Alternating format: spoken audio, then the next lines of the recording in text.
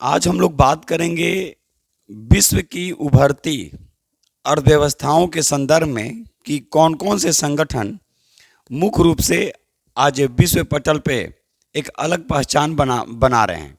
देखेंगे कि कुछ समय पहले आप लोग केवल सुनते होंगे G7, G20, लेकिन इसी संदर्भ में एक नया अभी एक संगठन फिर से उसका विस्तार किया गया, उस पर अब हम लोग बात करेंगे। हम आपके सामने आशुतोष पाठक, हेडिंग हमने बनाया है ब्रिक्स। देखेंगे सबसे पहले इसका नाम था ब्रिक। ब्रिक यानी ब्राजील, रसिया, इंडिया और चाइना। ये 2009 में उभरती अर्थव्यवस्थाओं का एक समूह था, याद रखिएगा। जैसे G7 पहले, उसके बाद G8 हुआ, फिर पुनः G7 कर दिया गया विकसित देशों का, उसी तरह उभरती अर्थव्यवस्थाओं का एक समूह बनाया गया 2009 में। इसका नाम रखा गया ब्रिक। लेकिन 2010 से दक्षिण अफ्रीका को भी इसमें शामिल करने का प्रयास किया गया और 2011 में दक्षिण अफ्रीका को ब्रिक में शामिल करके इसको ब्रिक्स के रूप में देखा गया। इस चीज को ध्यान रखेंगे। यानी पहले ये ब्रिक था, अब ये ब्रिक्स हो गया। अब इसमें आपसे क्वेश्चन ये पूछे जा सकते हैं कि भाई आखिर ब्रिक्स जो है ये कैसी अर्थव्यवस्थाओं और किसके एक तरह से समानांतर के रूप में इसको देखा जाता है। तो जैसे G7 को देखा जाता है विकसित देशों के रूप में, उसी तरह ब्रिक्स को देखा जाता है उभरती हुई अर्थव्यवस्थाओं के रूप में। अभी चर्चा का विषय क्यों है? आपने देखा कि 2023 में 15वां ब्रिक्स सम्मेलन जोहान्सबर्ग, जो दक्षिण अफ्रीका में है, की अध्यक्षता में संपन्न हुआ और यहीं पर एक घोषणा की गई कि ब्रिक्स को अब विस्तार दिया जाए। तो पहले तो था कि इसमें भाई 6 देश शामिल होंगे, 6 नए देश शामिल होंगे। 6 नए देशों को शामिल करने का इसमें प्रस्ताव था, लेकिन अर्जेंटीना, याद रखेगा, अर्जेंटीना जो है वो शामिल होने से पहले ही अपने आप को इससे बाहर कर लिया। तो अभी इसमें 5 नए सदस्य देश शामिल हुए हैं। तो आइए विस्तार से देखते हैं। देखेंगे ब्रिक्स उभरती अर्थव्यवस्थाओं का समूह। ब्रिक्स में अब कुल सदस्य देशों की संख्या 10 हो गई है। ये देश हैं ब्राजील, रूस, इंडिया, चीन, साउथ अफ्रीका, मिस्र, इथोपिया, ईरान, सऊदी अरब और संयुक्त अरब अमीरात।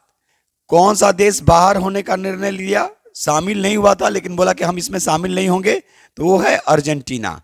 तो कुल नए सदस्य देश कितने शामिल हुए? तो 5 नए सदस्य देश शामिल हुए। याद रखेंगे, आ रहा है ना, बोर्ड पे नजर आ रहा है ना, शामिल हुए। अब देखेंगे ब्रिक के रूप में 2009 में इसकी शुरुआत की गई थी, जो 2011 में दक्षिण अफ्रीका के शामिल होने के साथ ही इसका नाम ब्रिक्स हो गया। अब देखेंगे कि इसमें एक बैंक भी है जिसको न्यू डेवलपमेंट बैंक यानी ब्रिक्स बैंक के रूप में भी देखा जाता है। अब एक क्वेश्चन यहाँ पे काफी इंपॉर्टेंट आपसे पूछे जा सकते हैं कि वैश्विक व्यापार में ब्रिक्स का कितना योगदान है। तो वैश्विक व्यापार में ब्रिक्स का 18% योगदान है, जबकि जीडीपी में लगभग 23% ब्रिक्स का योगदान देखा जाता है। वहीं पूरे वैश्विक आबादी का यानी पूरे विश्व की कुल आबादी का, तो भाई अब तो 5 देश और शामिल हो चुके हैं, तो वैश्विक कुल आबादी का 45% ब्रिक्स में है। तो ये कहीं ना कहीं एक बहुत बड़ी जनसंख्या ब्रिक्स के देशों में निवास करती है और इसका सीधा प्रभाव जो पड़ेगा वो वैश्विक अर्थव्यवस्था पे पड़ेगा। तो ये हम आपके सामने ब्रिक्स के बारे में रखे, एक संक्षेप में हेडिंग बनाएंगे ब्रिक्स। लिखिए, उभरती अर्थव्यवस्थाओं का समूह ब्रिक्स में अब कुल सदस्य देशों की संख्या 10 हो गई है। 10 हो गई है। ब्रिक्स की शुरुआत ब्रिक के रूप में 2009 में हुआ था, जिसमें सदस्य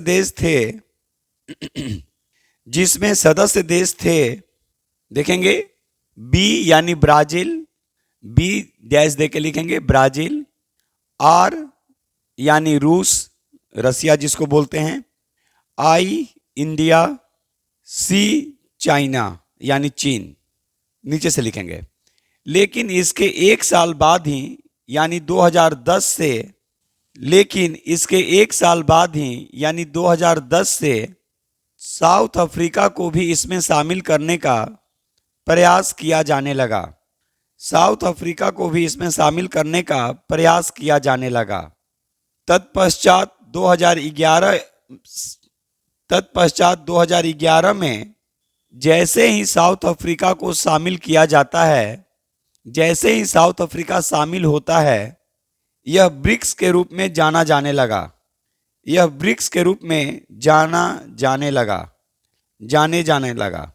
ब्रिक्स का 15वां शिखर सम्मेलन 2023 में ब्रिक्स का 15वां शिखर सम्मेलन 2023 में दक्षिण अफ्रीका में संपन्न हुआ और इसको विस्तार देने का निर्णय लिया गया। यानी 6 और नए सदस्य देशों को शामिल करने का निर्णय लिया गया। ये देश थे मिस्र, यूथोपिया, ईरान, सऊदी अरब, संयुक्त अरब अमीरात और अर्जेंटीना।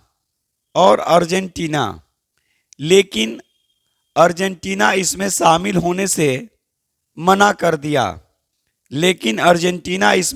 होने से मना कर दिया। इस तरह इसमें कुल सदस्य देशों की संख्या 10 हो गई। सुनेंगे ध्यान से, यहां पूछा जा सकता है कौन सा देश पहले शामिल होने का निर्णय किया लेकिन बाद में वो शामिल नहीं हुआ। तो बाद में कौन शामिल नहीं हुआ? अर्जेंटीना। क्लियर? चलिए आगे लिखेंगे। अब देखिए, लिखेंगे ब्रिक्स का वैश्विक व्यापार में 18% का योगदान देखने को मिलता है। ब्रिक्स का वैश्विक व्यापार में लगभग 18% का योगदान देखने को मिलता है। वहीं कुल जीडीपी का लगभग 23% है।